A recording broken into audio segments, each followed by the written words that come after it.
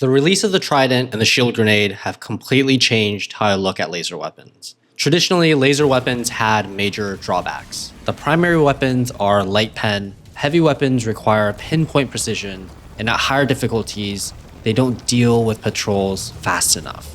Don't get me wrong, laser weapons aren't bad. You can't call anything with potentially infinite ammo bad.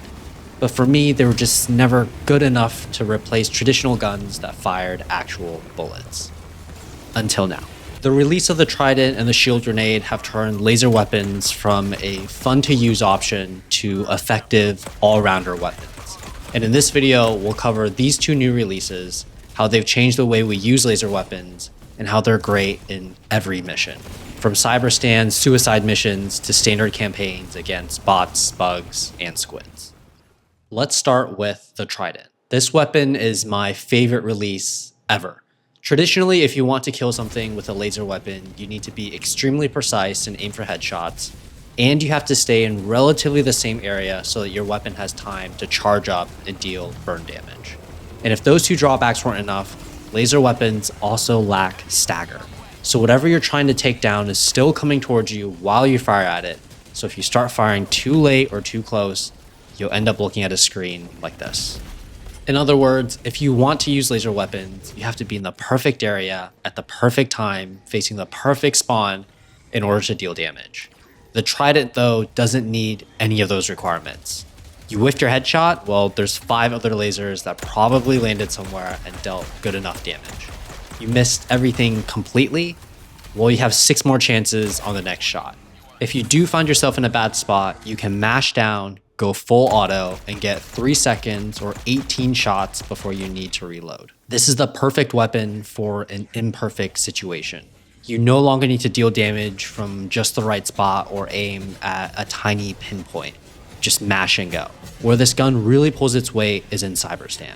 The spawn rate on this planet is absolutely nuts. Finding cover or running away just doesn't work anymore because wherever you go, there's going to be a patrol.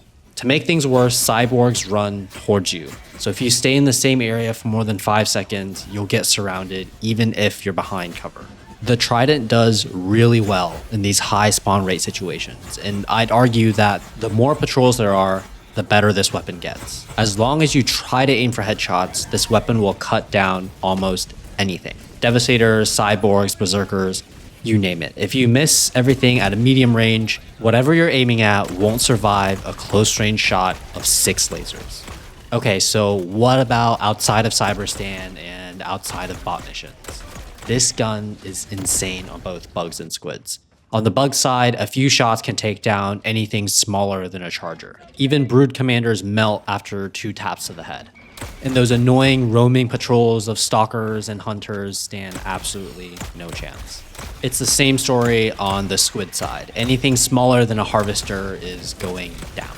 The overseers and the hordes of voteless are just getting mopped up after 3 shots. And I can hear it now. What about the sickle and the double-edged sickle? The Trident is better in every category. It has no wind-up time, higher DPS, more shots per mag, and better ergonomic customization. It clears faster, deals with patrols faster, and it's just more fun to use. Sure, the sickle has better reach, I'll give you that. The sickle can hit anything up to 200 meters away, and the Trident is really effective within 100 meters. But if the sickle was the cool tactical option, the Trident is the in-your-face fun option. There's no other gun in the game that's more fun to use and makes me want to warp hack straight into a patrol. Let's talk about the shield grenade. This is probably the most overlooked weapon in the last update, but when used correctly, it's so effective. This shield is 5 times stronger than the normal shield pack. It's easier to use than the shield generator relay, and it's stackable.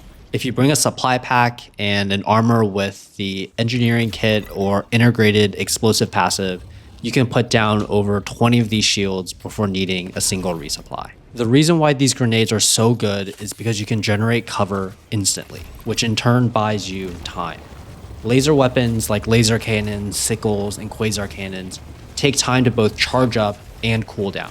When you're using them, a stray rocket, bullet, or melee attack can cause you to flinch, which means you likely have to start charging up again from 0. With this shield, you won't have that problem. You can buy yourself an extra 2 to 3 seconds to either recharge or figure out where to go next.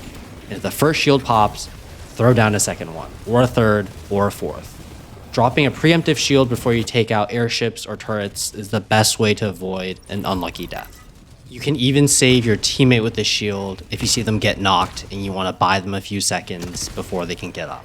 Outside of laser weapons, this shield also works great with heavy weapons that have a ridiculously long load time, like a spear or an airburst. You no longer have to run behind cover anymore or wait for a better time to reload. Just drop the shield, ignore all the bullets, and fire right back.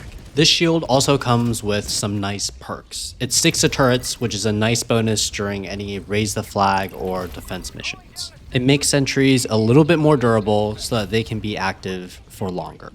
There's also an interesting interaction between this shield and chargers. Although chargers don't get stopped by the shield, when they enter it and hit you, you don't take any damage at all.